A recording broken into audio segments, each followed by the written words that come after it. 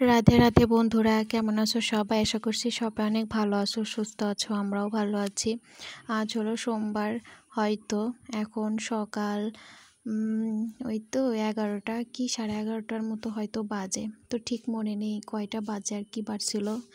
তো এখন থেকেই তোমাদেরকে সাথে নিয়ে ব্লগটা শুরু করছি। আশা করি আজকের ব্লগটা তোমাদের ভালো লাগবে। যদি ভালো লাগে তাহলে প্রথম থেকে শেষ পর্যন্ত দেখার অনুরোধ রইল। চলো, আসলে কি জানো তো বন্ধুরা, তোমাদের সাথে কয়েকদিন হলো ভিডিও শেয়ার করতে পারছি না।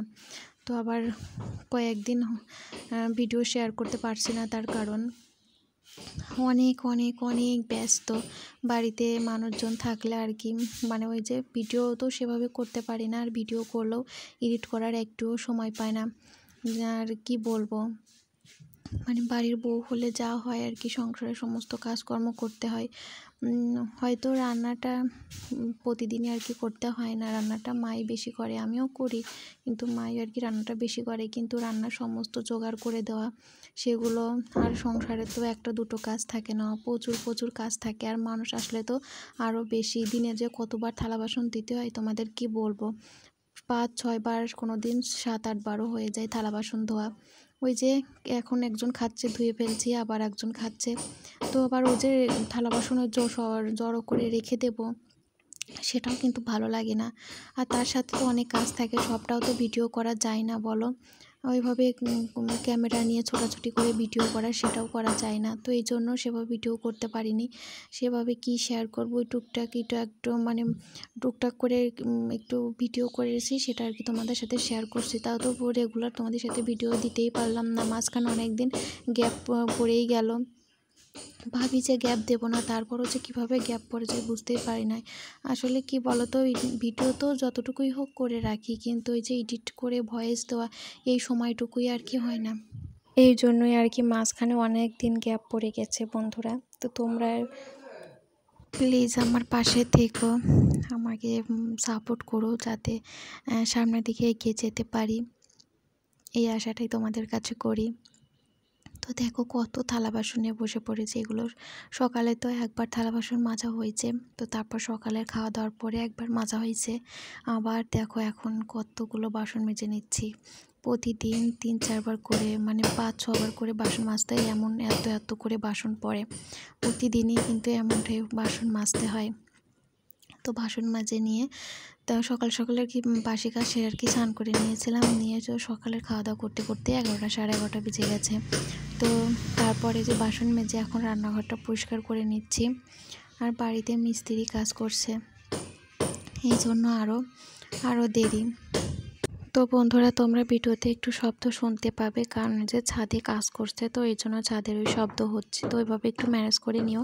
আসলে কি বলো তো, এখন একটু সময় পেয়েছি, এই জন্য ভিডিওতে আর কি ভয়েস দিচ্ছি, কিন্তু ওই শব্দের জন্য যদি ভিডিওতে ভয়েস দেওয়া বাদ দিয়ে রাখি তাহলে আর দিতে পারবো না। তো এই জন্য ভাবলাম ভিডিওটা এখনই ভয়েসটা দিয়ে রাখি, তোমরা একটু এভাবে প্লিজ ম্যানেজ করে আর কি ভিডিওটা দেখে নিও। তো দেখো এখন রান্নাঘরটাও মুছে নিচ্ছি।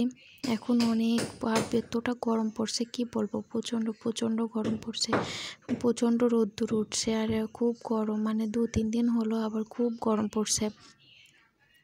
বৃষ্টি হচ্ছে, বিকেলের দিক করে একটু বৃষ্টি হচ্ছে, কিন্তু 2-1 দিন হলো বৃষ্টিও নেই, প্রচণ্ড রোদ্দুর। তো তারপরে এই যে ঘরে চলে আসছি, বাড়ির কাজ তো আপাতত কমপ্লিট করেছি, ঘরে প্রচুর কাজ পড়ে আছে। সেভাবে তো ঘর দোর গোছাতেও পারছি না, পরিষ্কার করতে পারছি না, মানে উপরে যেটাকে বলা হয় এভাবে পরিষ্কার করছি। তো আজকে এই যে বিছানা চাদরটা পাল্টে নিলাম, এই নতুন বিছানা চাদরটা পাতলাম আর কি, বিছালাম বিছানায়। কেমন লাগছে এই বিছানা চাদরটা অবশ্যই কমেন্টে বলো। তো এই যে বাড়িতে যেহেতু মামার বাবা আসছে, তো এই জন্য আর কি একটু নতুন বিছানার চাদরই পেতে দিলাম, তাতে ভালো লাগে আর কি। আর ভালোই লাগছিলো চাদরটা পেতে, কিন্তু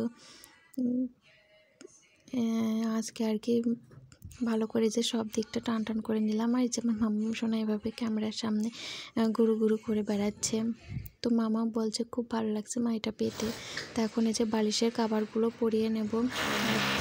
আর মামাও না দেখো আমার সাথে বালিশের কাভার পরাবে জন্য ওর বালিশটা নিয়ে ঘুরে বেড়াচ্ছে। ওর মানে বড় যে বালিশের কাভারটা ওইটা ওর ছোটো বালিশের মধ্যে আর কি পড়বে, তো এটাই বলছিল।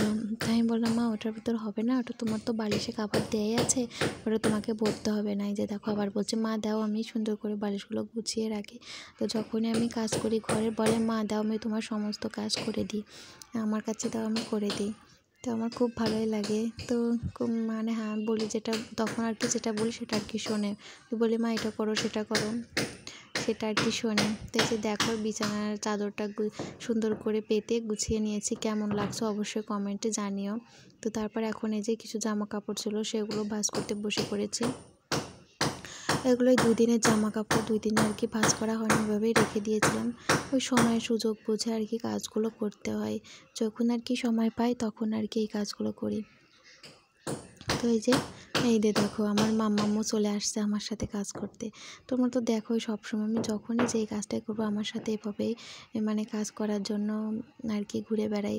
তো আর কি বারণ করি না, বলি আচ্ছা ঠিক আছে করো, আমার বেশ ভালোই লাগে। তো এই যে দেখো মাম্মু আমার সাথে বাস করছে, বলছে মা তুমি যেভাবে করছো সেভাবে করছি, আমার একটু দেখাই দাও আমি এভাবে করবো আর কি।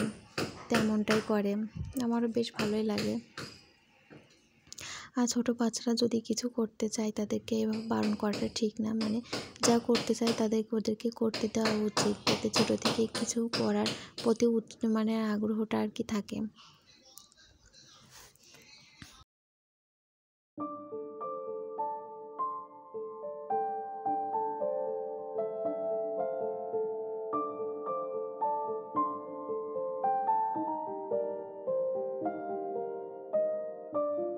তো তারপর এই যে মাম্মামকে স্নান করিয়ে রেডি করিয়ে দিয়েছে, আর দেখো মুখের ভাবটা দেখো কেমন করতেছে, এমনটাই করে জানো তো। তারপর মাম্মামকে খাইয়ে ঘুম পাড়িয়ে দেবো।